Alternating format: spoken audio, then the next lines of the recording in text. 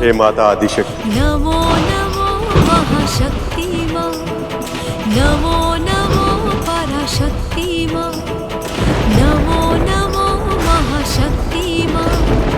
खड्गधारिणी धर्मधारिणी, हम सबकी विनती सुनो।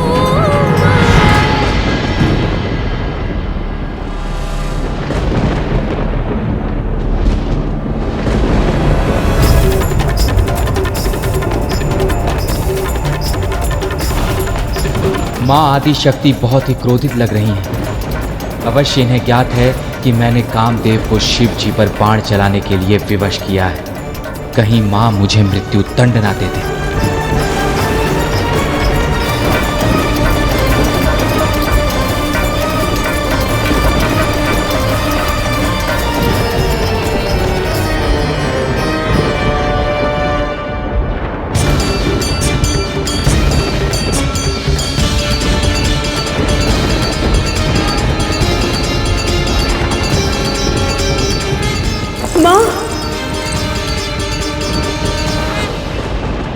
माँ, मुझ पे दया कीजिए, मुझ पे दया कीजिए। मेरे पति को क्षमा कर दीजिए माँ, उन्हें पुनः जीवित कर दीजिए माँ। उन्होंने जो कुछ भी किया वो देवराज के विवश करने पर किया है माँ।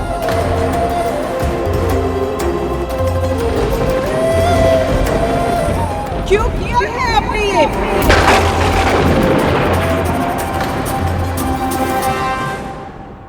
क्या आप महादेव के तीसरे नेत्र के अर्थ को भी नहीं जानते? वो ब्रह्म ज्ञानी है, मुक्ति का मार्ग ज्ञात है उन्हें। आत्मनियंत्रण के उच्चतम स्तर को प्राप्त कर चुके हैं वो। सभी इंद्रियां, सभी इच्छाएं उनके अधीन है।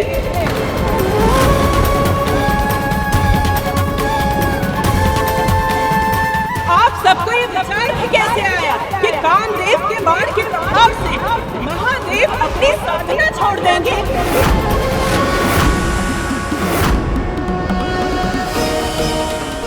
क्या आप सबको इतना भी नहीं ज्ञान कि महादेव के मन में केवल उनकी शक्ति अर्थात मैं ही पहुंच सकती हूँ,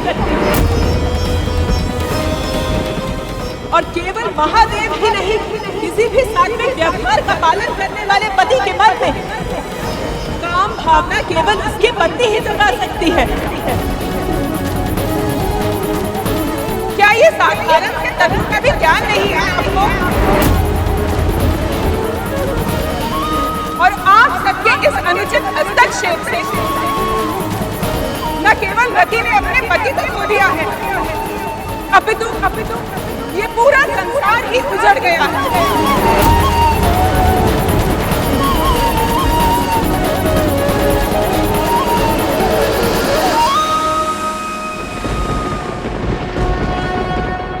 ये पृथ्वी प्रेम और काम से विहीन हो गई।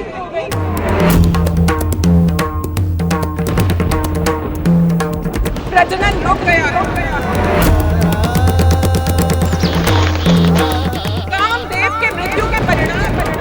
इससे भी अधिक भयानक है। काम का अर्थ होता है इच्छा, और इच्छा जीवन को उद्देश्य देती है, किसी भी कार्य का निर्वाह करने के लिए प्रेरणा देती है। और कामदेव की अनुपस्थिति में विद्यार्थी अपनी शिक्षा ग्रहण नहीं कर पा रहे हैं।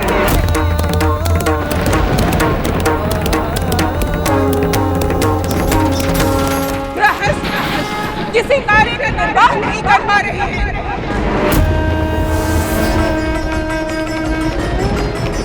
व्यापार की गति रुक गई।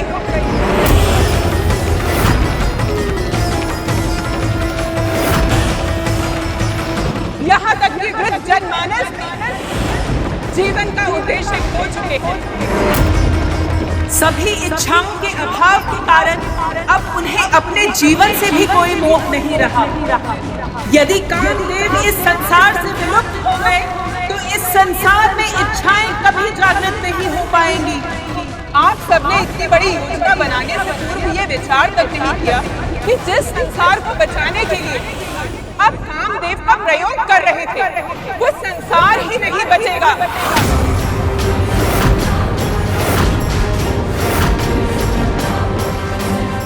यदि कामदेव का अस्तित्व समाप्त हो गया, मुझे क्षमा कर दीजिए मां, ये भूल मेरी है। सत्य तो ये है कि तारकासुर के आतंक के सामने कुछ और सोचने और समझने की शक्ति समाप्त हो गई थी। पर एक अपराधी को दंड दिलाने की व्याकुलता में स्वयं मैं अपराध कर बैठा। मुझसे बहुत बड़ी भूल हो गई मां, मुझे क्षमा कर दीजिए, क्षमा कर दीजिए।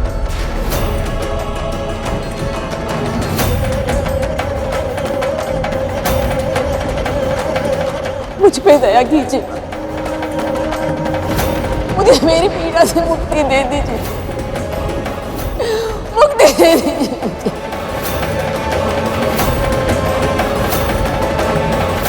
जिस संसार में मेरे स्वामी, उसमें क्षण भर भी सांस लेना मेरे लिए असंभव है।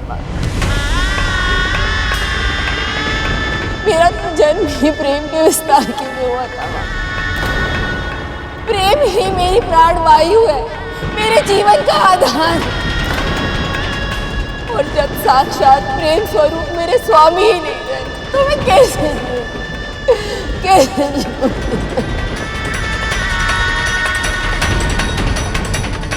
अपने पति से विरह कितनी पीड़ादायक होती है, ये आप से अधिक और कौन समझ सकता है।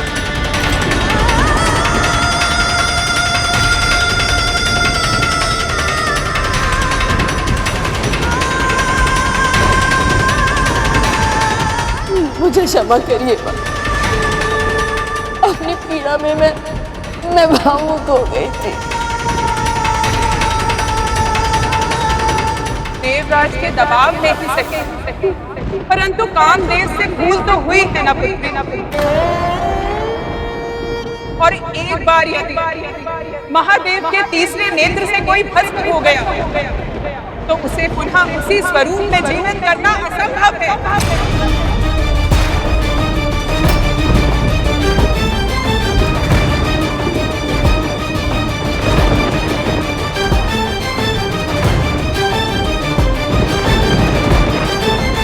परंतु तुम दुखी मत हो पुत्री, मैं तुम्हें वरदान देती हूँ, अदृश्य रूप में कामदेव इस प्रकृति में सदा विद्यमान रहेंगे और केवल तुम ही उन्हें देख सकोगे।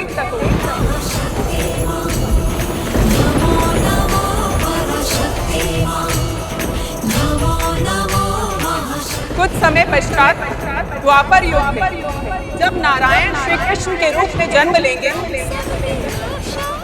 तो उनके पुत्र प्रद्युम्न के रूप में तुम अपने पति को पुनः प्राप्त करोगे, देह के साथ।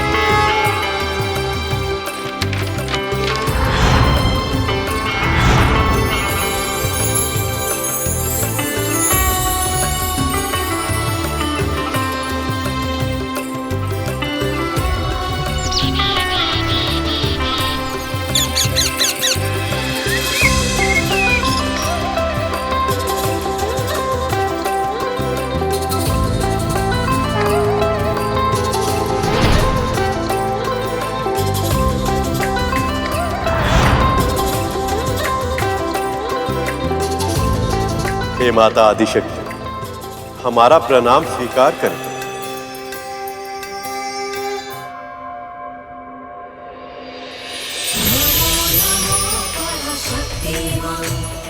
नमो नमो महाशक्तिमान, नमो नमो पराशक्तिमान, नमो नमो महाशक्तिमान। और अब क्या आज्ञा है माँ?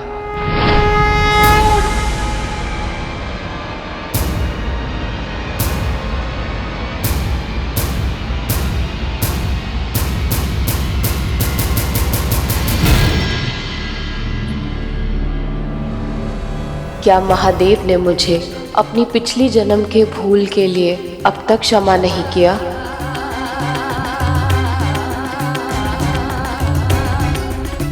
मुझे पहचान लिया था उन्होंने, फिर भी यदि वो मुझसे दूर रहना चाहते हैं तो एक बार फिर मैं उनकी इच्छा का विरोध कैसे कर सकती हूँ?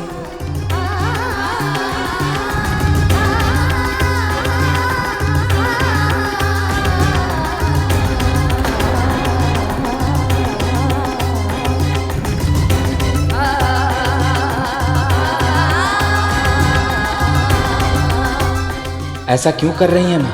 माना हमसे बहुत बड़ा अपराध हुआ है, किंतु महादेव को बिना मिले क्यों जा रही हैं माँ? इसके बाद देवी पार्वती अपने पिता महाराज हेमवंत के महल लौट आए।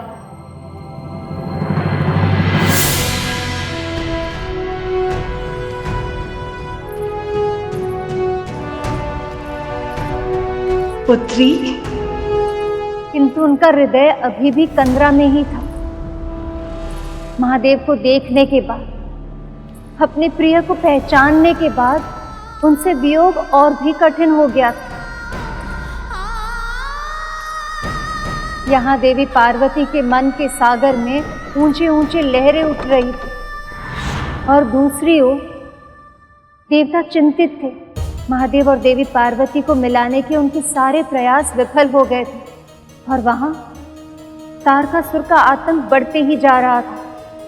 ऐसी स्थिति में आगे का मार्ग जाने की इच्छा रखकर वो प्रभु विष्णु के पास गए। महादेव और मां पार्वती का योग कराने के हमारे सभी प्रयास असफल हो गए हैं प्रभु। आप तो सब जानते हैं, जब तक उनका मिलन नहीं होगा वो पुत्र उत्पन्न नहीं हो पाएगा जो तारकासुर का वध करने में सक्षम हो। अब तो आप ही कोई मार्ग दिखाइए प्रभु, क्या करना चाहिए हमें? ऐसे में हम प्रार्थना के अतिरिक्त और कुछ नहीं कर सकते हैं देवराज। अब केवल एक ही मार्ग है जिसका अनुसरण करके महादेव को समाधि से बाहर लाया जा सकता है, और वो है भक्ति का मार्ग।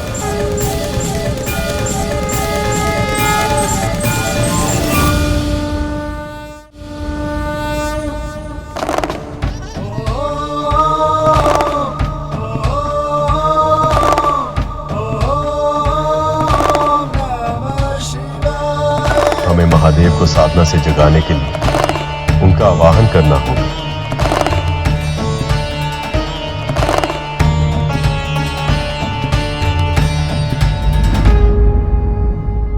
कर्पूर गौरम करुणावतारम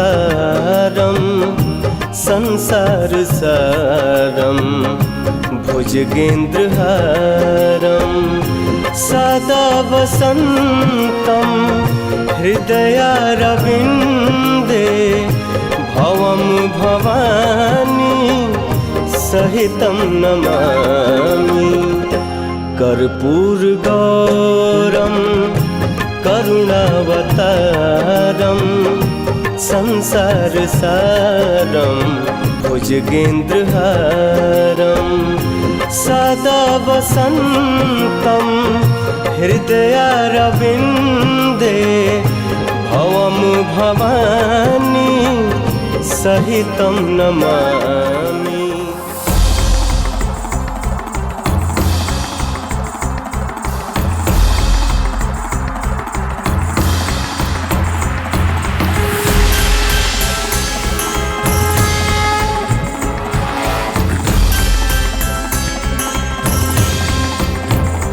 मैं आपकी पीड़ा से अवगत हूं। किंतु हम आपके लिए कुछ विनती लेकर आए।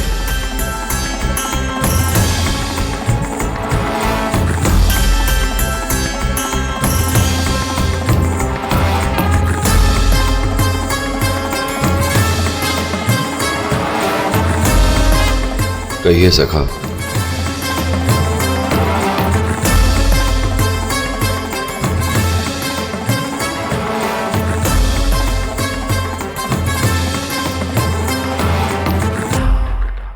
क्या हुआ सखा?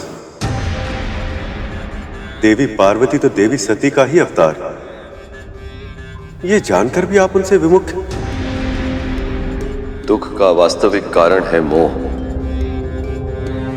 ये तो आप भली भांति जानते हैं सखा। मुझे सती रूप से इतना मोह हो गया था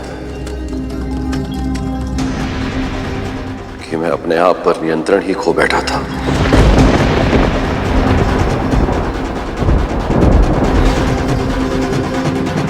उस संयम को वापस पाने के लिए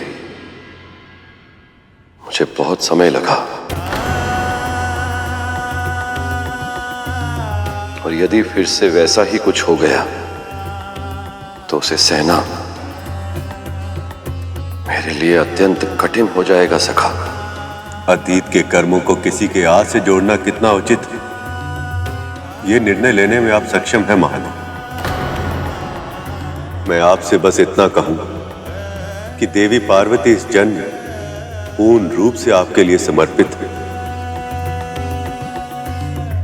आप अपने हृदय में झांक कर देखिए, क्या उस सेवा में आपको प्रेम दिखाई नहीं दे रहा?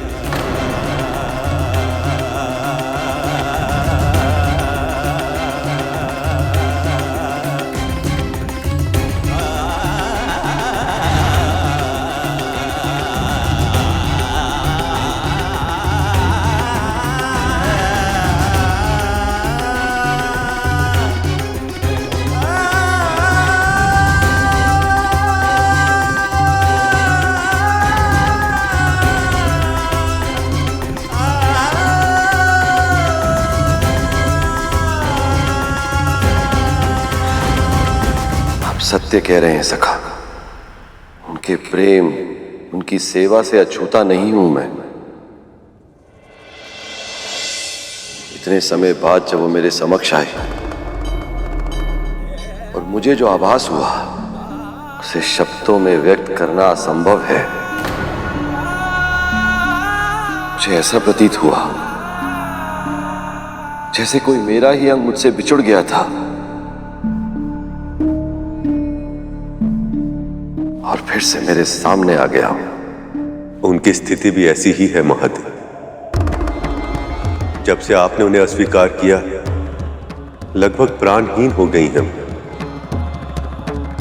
बस जैसे सांसें ले रही, संभवतः किसी चमत्कार की आशा।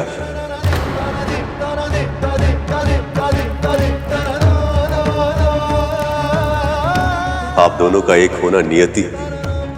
ये विवाह जितना आप दोनों के लिए महत्वपूर्ण है, उतना ही आवश्यक इस संसार के लिए भी है। यदि आप दोनों के मिलने में और विलंब हुआ तो तारकासुर संपूर्ण ब्रह्मांड का नाश कर देगा।